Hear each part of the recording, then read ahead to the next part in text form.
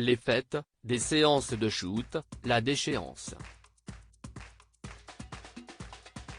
Témoin clé du volet sur les accusations de pédopornographie dans l'affaire Pierre Palmade, un proche du comédien fait des révélations.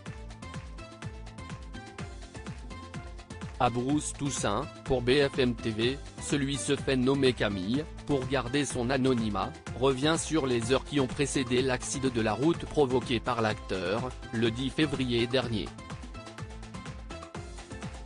Sous l'emprise de la cocaïne, l'humoriste prend son véhicule, en percute un autre et fait 3 blessés graves provoquant la mort d'un bébé à naître de 7 mois.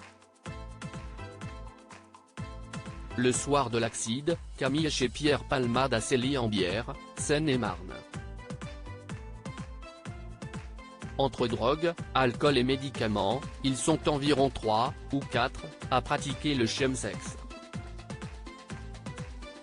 Un climat festif selon le témoin qui raconte, on était tout défoncé. Mais ce 10 février au matin, Pierre Palmade prend une première fois sa voiture pour aller à la pharmacie après avoir passé 3 jours sans dormir.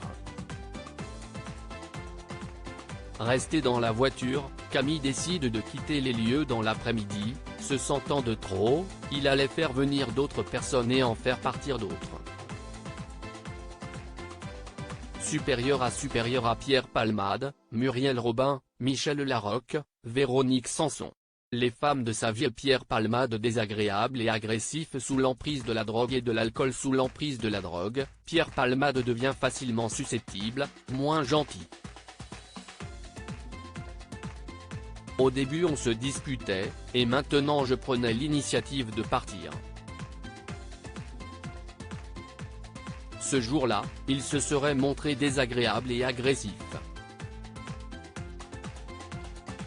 À Bruce Toussaint, il raconte que ce n'est pas la première fois qu'il participe à des soirées de chemsex avec Pierre Palmade qui pouvait se retrouver sous l'influence des stupéfiants.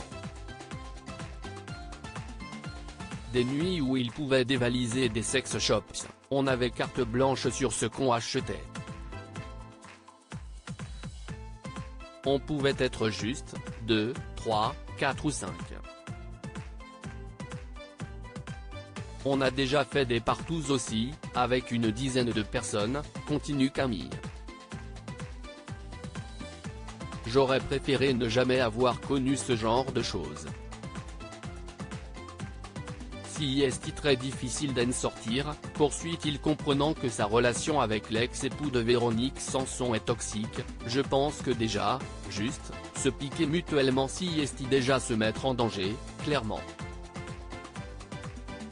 Surtout que j'ai déjà fait des overdoses et lui aussi, poursuit le témoin. Les personnes qui aiment le danger aiment bien le fréquenter aussi. Ensemble, le duo envisage de faire une cure.